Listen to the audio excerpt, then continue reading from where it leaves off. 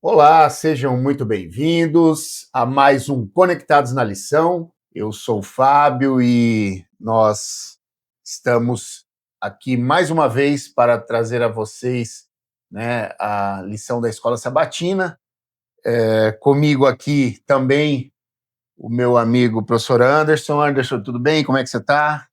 Tudo certo, Fábio, graças a Deus. Estamos aqui reunidos para estudarmos mais uma lição da Escola Sabatina, a última desse trimestre. Estamos aí prestes a iniciar um novo trimestre, né, um novo guia de estudos, e aproveitando para lembrar você para adquirir a sua lição da Escola Sabatina, ou, né, adquirir o aplicativo da lição, e também já fazer a assinatura do Maná, que é a lição do trimestre do próximo ano. Então você já se prepara e já se garante agora.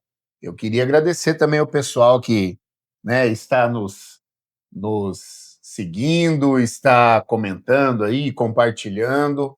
Que bom que vocês estão gostando, né? A intenção é essa, né, Anderson? É trazer a todos uma complementação aí do estudo, como a gente sempre fala.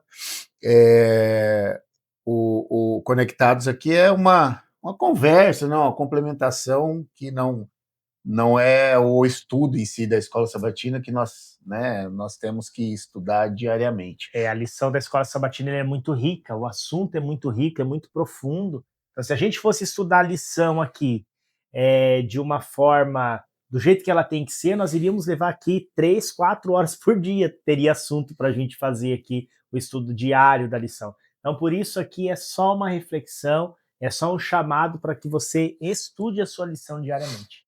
É isso aí, eu queria agradecer a todos os nossos amigos, né, que também estão comentando e compartilhando, e pedir para você, né, compartilhar o link, né, entrar no canal do YouTube da Igreja Adventista de Guaíra. Todos os dias nós temos vídeos lá e eu vou falar para você, antes, é trabalhoso, mas compensa, né? Os irmãos têm que nos ajudar fazendo isso, né? Compartilhando e que com certeza a ajuda de vocês vai ser muito importante para a gente seguir com o projeto. Eu também já quero pedir desculpa, eu tô meio gripado aqui, já tô dando umas engasgadas E eu aqui, tô é com normal. alergia, também tô Mas com o nariz fungando aqui. exatamente. Muito bem, então seguiremos então com o dia de sábado, mas antes, vamos fazer uma oração? Vamos lá, vamos orar então? Feche seus olhos aí e vamos orar juntos. Nós te louvamos, Senhor, por todas as bênçãos, pelo teu cuidado, pela tua misericórdia, pelo teu amor e pelo teu perdão. Nesse momento nós estamos aqui para iniciar mais uma semana de estudos, que o Senhor possa estar abençoando aqui tudo que nós formos falar, seja de acordo com a tua vontade, e também que o Senhor abençoe cada acompanhante aqui, cada ouvinte aqui, cada telespectador aqui, que a tua palavra possa ser alcançada no coração de todos. Em nome de Jesus que nós oramos. Amém, Senhor. Amém. Anderson, lição de sábado, ela inicia com o verso para memorizar, que é em Êxodo 40, de 34 a 38. Então a nuvem cobriu a tenda do encontro e a glória do Senhor encheu o tabernáculo. De dia, a nuvem do Senhor repousava sobre o tabernáculo, e de noite havia fogo nela, à vista de toda a casa de Israel, em todas as suas jornadas. Então, dá para entender aqui que nós vamos falar, né, do tabernáculo em si, né, e eu queria que você começasse aí, né, trazendo para a gente o que você achou colheu aí no dia de sábado. É interessante que desde a entrada do pecado nesse mundo, Adão e Eva tinham um relacionamento com Deus. E esse relacionamento, e inclusive a visão que eles tinham de Deus, com a entrada do pecado, ela foi modificada. Tanto que quando Jesus desce, logo após o pecado, eles se escondem da presença do Senhor, o que eles não faziam antes. Então, por que eles se esconderam da presença do Senhor? A Bíblia deixa claro que é porque eles sentiram medo. Então, antes da entrada do pecado no mundo, não se sentia medo de Deus. E Nós falamos disso na semana passada, né? Depois da entrada do pecado, então começou a se sentir medo. Então, a visão de Deus ela foi distorcida. E qual que era a principal função do povo de Deus, o povo de Israel, o povo escolhido de Deus? Qual que era a principal função deles? A principal função deles era ter um relacionamento íntimo com Deus, louvar e adorar o nome de Deus, e através desse relacionamento eles compreendessem a Deus e eles apresentassem para as outras pessoas, para os outros povos, como Deus é de fato. Essa era a intenção original de Deus. Exatamente, né? Exatamente. Até porque quando ele chega para Abraão, nós já vemos na promessa de Abraão lá atrás, né? Sai da tua terra, da tua parentela, vai para a terra que eu vou te mostrar, né? E eu vou fazer de ti uma grande nação. E muitas pessoas esquecem de falar o final, que Deus dá promessa, que é: e através de ti eu abençoarei todos os povos da terra, né? Ou toda a terra. Então, sempre foi essa, né? A intenção de Israel era abençoar a todos, né?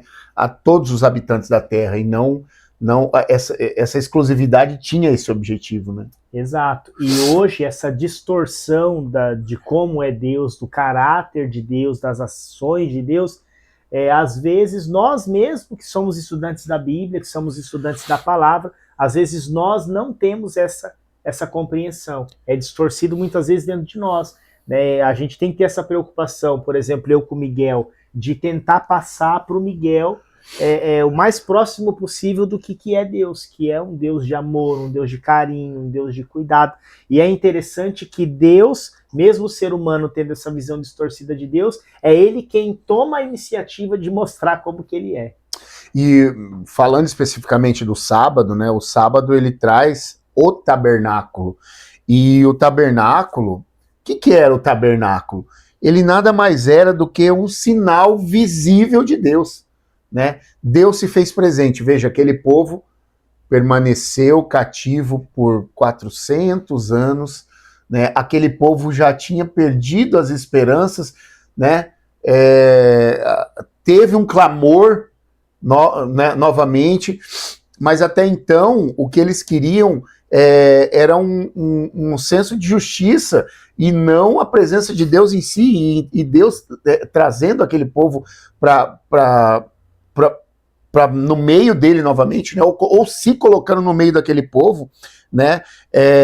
Aquilo lá, o tabernáculo, ele não representava só um lugar de adoração, mas um lembrete todo dia ali de que Deus desejava estar próximo de Israel, né? Por quê?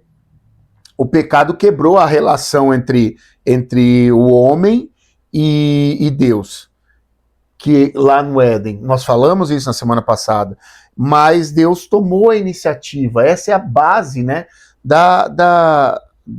essa restauração é a essência do plano de salvação, que é ir lá e buscar o pecador, né?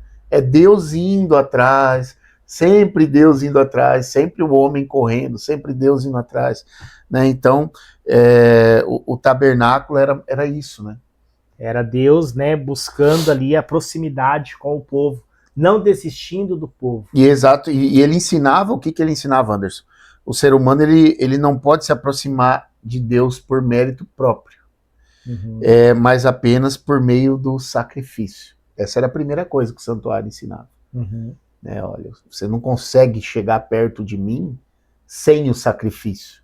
O sacrifício é necessário. E isso Deus já falou para Adão e para Eva lá atrás, né?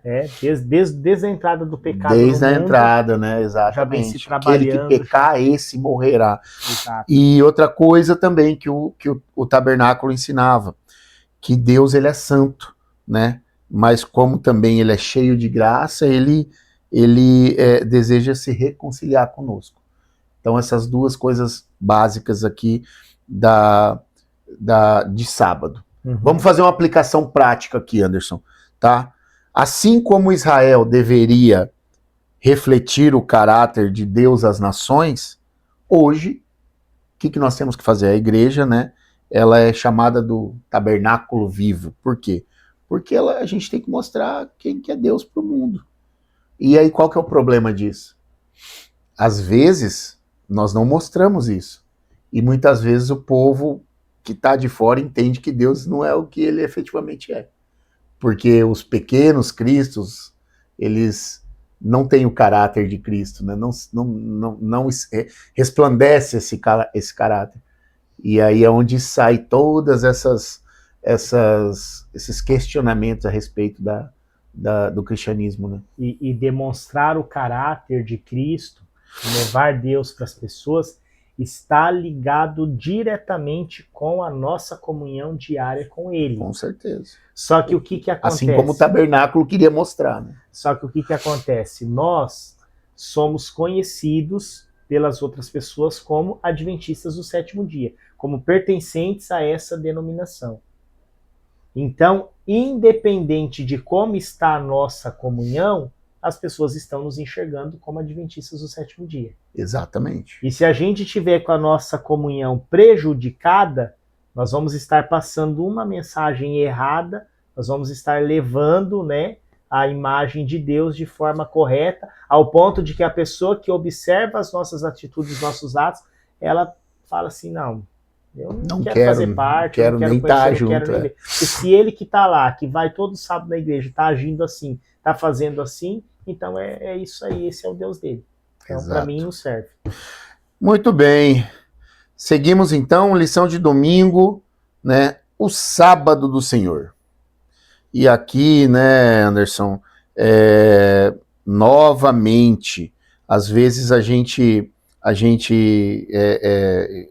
se torna, de certa forma, e aí eu falo do adventista em si mesmo, né, até maçante, falando do sábado, o sábado. Mas sabe, no final das contas, e isso eu estava até comentando com algumas pessoas, me perguntaram, por que vocês falam tanto do sábado? Oxe, porque é onde Satanás mais bateu. Porque, e eu falo isso, porque você tá, justamente porque você está aqui me perguntando. Porque não era para você estar aqui me perguntando isso. Era para você estar... Você não está aqui me questionando por que eu não vou lá e dou um tapa na cara do meu pai. Uhum. Para você isso é lógico. Você não está aqui me questionando por que eu não vou lá e dou um tiro em alguém. Para você isso é lógico. Mas você está aqui me questionando por que eu sempre falo e prego o sábado. Porque Satanás bateu em cima e aconteceu isso aí. E é verdade, cara. É onde que Satanás mais conseguiu, dentro do caráter de Deus, dentro da lei de Deus, é onde ele conseguiu mais, né, trazer todo tipo de entendimento e interpretação e deixar mais de lado, né? É um pecado que nem é considerado pecado por 90% da população, ou mais até. Esses dias, uma pessoa do meu convívio ali agora, ele não é adventista do sétimo dia, inclusive ele tem um curso de teologia de uma outra denominação, mas hoje ele não está frequentando essa denominação. Uhum. Mas eu percebi que ele queria entrar em discussão comigo com relação ao sábado. E por ele ter o curso de teologia lá da outra denominação, entendi que ele queria mais fazer um debate ali do que ele queria aprender. Então eu disse para ele o seguinte, eu falei, olha, eu não falo do sábado, eu não discuto sobre o sábado, porque tudo que eu falar aqui para você, eu disse para ele, tudo que eu falar aqui para você sobre o sábado vai ser em vão e você não vai entender, porque eu vivo o sábado. E somente quem vive o sábado consegue compreender a importância que ele tem e a necessidade que ele tem. Então, por mais que eu tente falar para você aqui, vai ser difícil. Então, imagine alguma coisa que você gosta muito de comer. O que você gosta de comer, Fábio? Algo que você gosta muito de comer. Eu como de tudo, né, cara? É o meu tamanho. Fala aí um doce preferido. Pudim é bom. Pudim é bom. Pudim é bom.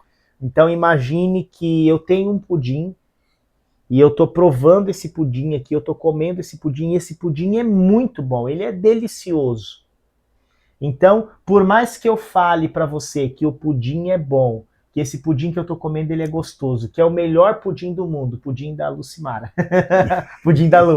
Pudim da Lu. Por mais que eu fale que esse pudim é bom, né? Mas eu tô provando ele aqui, você só tá ouvindo eu falar que o pudim é bom, mas eu tô provando.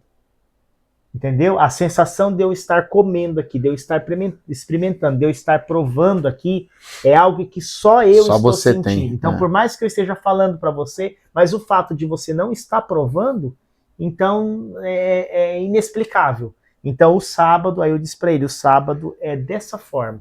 Você só compreende se você tirar ele um sábado, você observar um sábado, você fazer conforme o mandamento fala, da forma que Deus falou, da forma que Deus ensinou, como tem que ser feito, do pôr do sol de sexta até o pôr do sol de sábado, um dia de comunhão, um dia de adoração, um dia de reunir a família, um dia de você buscar a natureza. Só quando você experimenta isso, você vive isso e você pode falar. Então, se alguém que não conhece o sábado, provar o sábado, 1, 2, 3, um mês guardando o sábado, aí a gente pode falar sobre o sábado.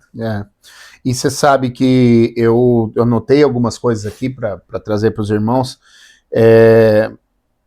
que é importante porque a lição nos traz, né? Que o sábado ele foi instituído na criação, Antes do pecado. Antes do pecado. Quando ali, terminou a criação, Deus exatamente, fez muito antes de haver judeu, lei no Sinai, tudo aquilo lá, né? Êxodo 16, que também é antes do Sinai, Israel já guardava o sábado. Já observava.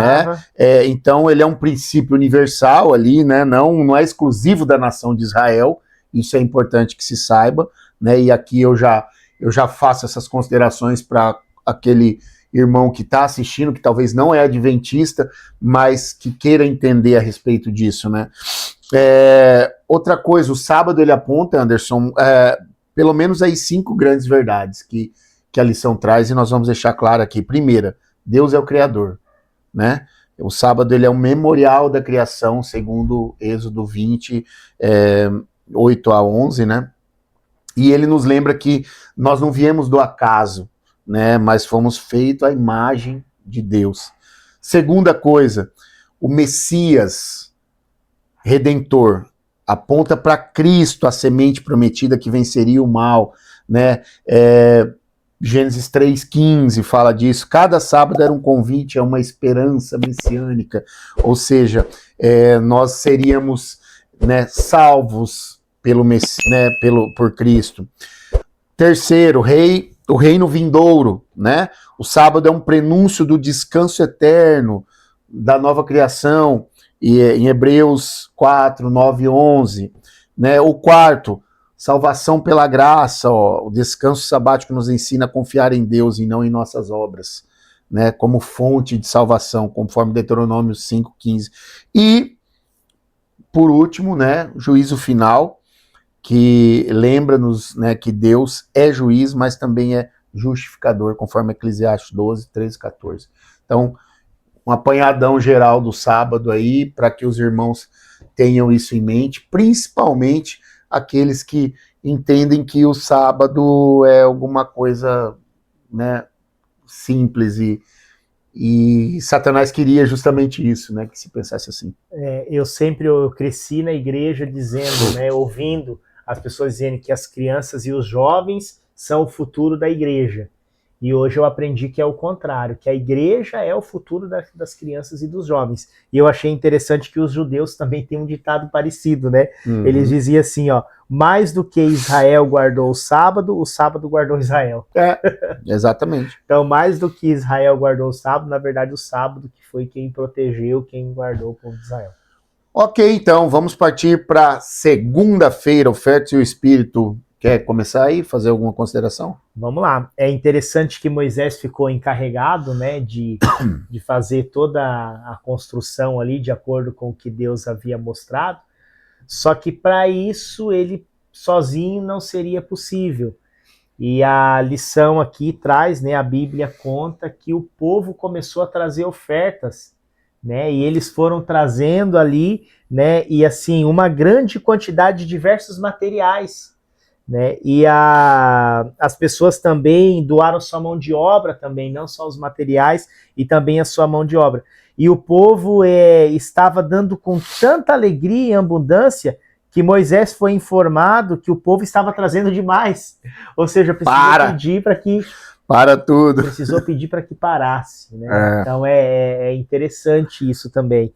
né, essa questão das ofertas ali, e o povo se envolvendo, e o povo participando, e o povo com alegria, e Deus abençoando, concedendo bênçãos sem medidas, de chegar ao ponto de o Senhor pedir para que parasse. O tabernáculo, né? Vamos fazer novamente aquele paralelo entre o tabernáculo e o tabernáculo vivo, né? A igreja de hoje.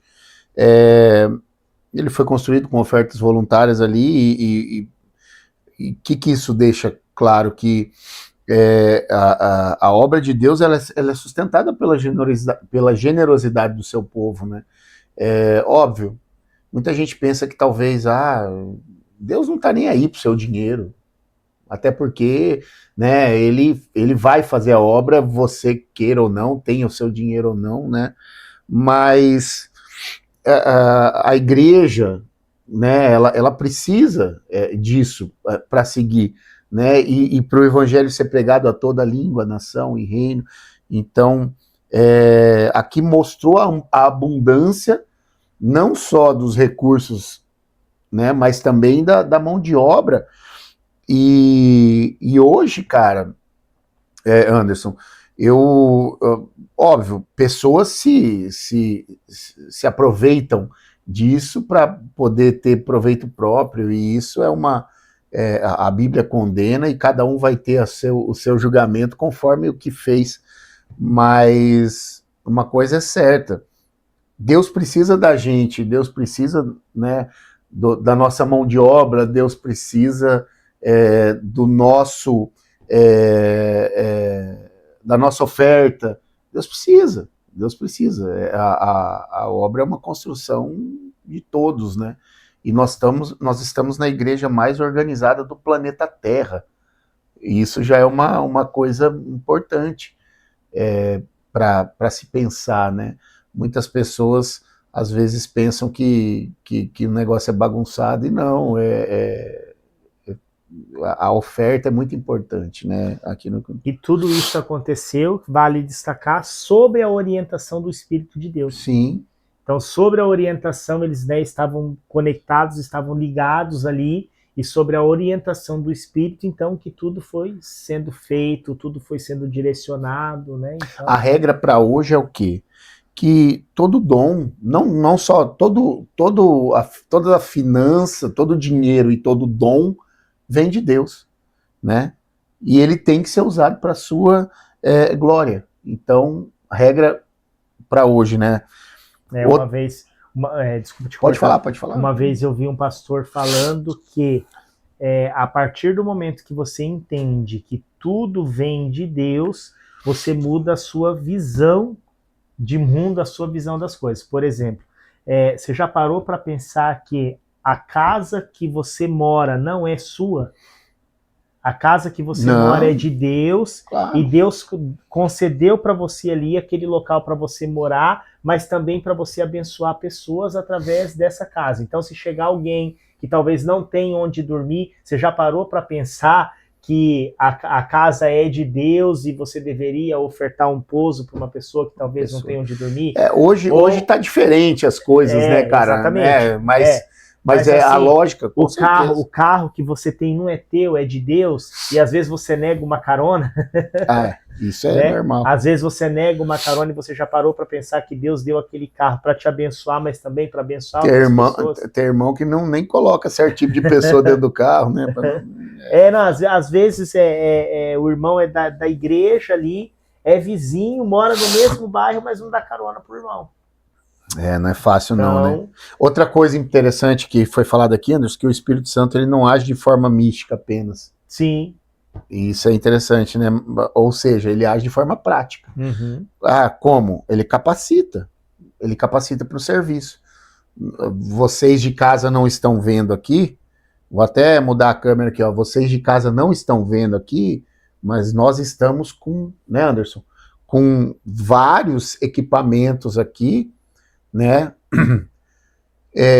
Que há algum tempo atrás nós nem pensaríamos que um dia poderíamos operar ou fazer isso, né? A gente está aqui fazendo um vídeo bom, né? Um vídeo bom que é uma coisa bonita, que chega ali para as pessoas assistirem, porque hoje mudou a forma de pregar, com equipamentos bons, equipamentos caros. A gente não tinha dinheiro para comprar isso aqui. Isso aqui foi acontecendo, foi Deus foi provendo, foi, né? Para vocês terem uma noção, isso aqui não perde nada para um estúdio de TV. Não, é que vocês não estão vendo. Um dia a gente filma aqui, faz né, e mostra, mas iluminação, câmeras, microfone, câmeras e tal. Então, assim, isso, hoje, se for falar assim, a igreja tem condições de fazer isso? Não tem. Mas como é que vocês fizeram isso? Não sei, cara. Foi fazendo. É o irmão doando, vai lá e o outro compra e coloca, e o outro irmão doa. Não é o Espírito de Deus se manifestando, não é. Como é que você aprendeu a mexer e fazer? Não sei. Vai lá e você vai fazendo e vai dando certo e aprende. É o Espírito de Deus. É o Espírito de Deus. Ok. Vamos lá, então. Terça-feira, o tabernáculo é construído. Êxodo 36, 39. Aqui ele vai descrever minuciosamente, né, cada detalhe da construção, né, do tabernáculo. Os serviços depois. Exato, né? E isso mostra o quê? Que Deus se importa com a ordem e a excelência das coisas, né? Uhum. Isso é muito importante. Eu sempre ouvi uma coisa da minha esposa, que já era adventista, né? Que tudo que a igreja adventista faz, ela tem o costume de fazer, né, bem feito, com excelência, né? Então você tem, por exemplo, a educação adventista é muito boa. Muito além do ensino. Os hospitais adventistas, né, são muito bons. O primeiro contato, cara, que eu tive com alguma coisa organizada pela igreja adventista foi um ECC. E o ECC, vocês sabem que é um negócio, os irmãos não pode falar muito, é um esquema meio esquisito aí, é uma parte meio obscura da igreja, você não pode comentar, porque senão você pode sofrer represálias, entendeu? Mas é para causar aquela ali para os irmãos irem, entendeu? Mas, cara, eu aí percebi o que é, né, que a Priscila falava, realmente, muito bem feito, muito... E assim, cara, tudo que você vai fazer para Deus, né, é bom que seja assim, né? Quer falar alguma coisa? É interessante essa organização que já se tinha lá atrás, né, porque o tabernáculo muito bem organizado, essa organização ela é muito importante, já existia já lá desde lá de trás, e é interessante que a lição de terça-feira ela toca no assunto também do dia da expiação, que era o momento em que Deus erradicava o pecado, ou seja, extinguia o pecado, né, do meio do povo. Então, naquele momento, todo mundo precisava estar em dia, todo mundo precisava estar com os seus pecados confessados, porque depois que terminava a purificação do santuário, então, se tivesse alguém em pecado ali no meio, era fulminado ali naquele exato momento, e daí o povo celebrava a Shekinah, né, a graça de Deus, a manifestação da glória de Deus e tal. Então, tudo isso mostrando que muito em breve vai chegar o dia que o pecado vai ser exterminado para sempre também. A lição traz, né, Anderson, que todos os elementos ali do tabernáculo, eles cada item tinha um significado espiritual. Sim. Né, e todos apontando para Cristo. Então, né, como você falou, acha que se você vê Apocalipse, antes da volta de Cristo, o que acontece? No santuário celestial, o santuário se enche de fumaça, né? Que ali foram todos os pecados julgados, e aí Cristo vem para onde? Vem para a terra para buscar os seus, né? Então, assim, tudo apontava para Cristo, né? Tudo apontava para Cristo. Por isso a importância de nós, pelo menos uma vez por dia, reunirmos a nossa família para um culto de adoração, um culto de louvor, um culto onde a gente vai entregar, né, a nossa família ali nas mãos de Deus ali, um momento de estarmos juntos para, né, termos esse momento aí, esse contato com Deus.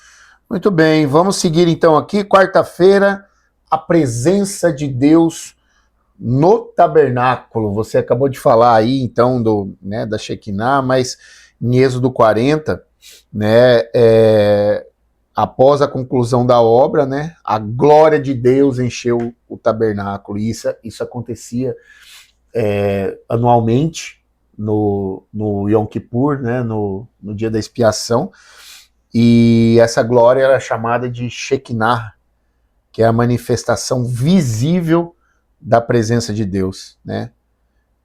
Outra coisa que se via ali, né, sempre a presença de Deus era o quê? De dia, o fogo, a nuvem de dia e o fogo à noite, né, que andou com aquele povo lá, né, ou seja, dava direção para aquele povo e a certeza que Deus estava com eles. Por que direção, Anderson? Porque parava, o povo parava, né? Começava a andar, a nuvem ou coisa, o pessoal andava atrás. Né? Então, mostrando que Deus é quem estava conduzindo eles. Dirigindo o povo. E é interessante que em 3 ocasiões, né, a Bíblia declara sobre a obra concluída. Sim. Então, no fim de semana da criação, Deus destaca a conclusão da sua obra, né? Gênesis 2, ele fala, né, que concluiu, né, tudo que ele fez e era muito bom. Muito bom. Né, muito bom. Depois, na conclusão do tabernáculo, o texto bíblico declara, né, assim Moisés acabou a obra, que foi Êxodo 40 que você citou, e também quando Salomão concluiu a construção do templo. Sim, em 1 Reis fala, né? Exato. Então, em 3 momentos ali também a Bíblia fala sobre, né, essa conclusão de obra. E legal, Anderson, que ali tudo apontava para o clímax. O que era o clímax? Era a Nova Jerusalém. Sim. Né? A Nova Jerusalém, quando Deus habitará para sempre no meio de nós, no meio dos redimidos, né? E Apocalipse fala isso, né? Apocalipse 2, 1 e 3. Podemos dizer que clímax seria o momento mais importante? Final, o momento final. Mais importante, né? Da história, da narração. Porque se você falar hoje, a Bíblia nada mais é do que a criação, a intenção de Deus em viver com o homem, o pecado e Deus no final conseguindo viver com o homem. Querendo viver com o homem. Conseguindo viver com o homem. O resto é um hiato, é um buraco que o pecado causou, que trouxe todas aquelas informações que nós temos naqueles monte de livros. Né? Então, a Bíblia nada mais é que isso. Né? Então, nós temos essa informação. Só trazendo uma aplicação prática aqui da lição de quarta-feira.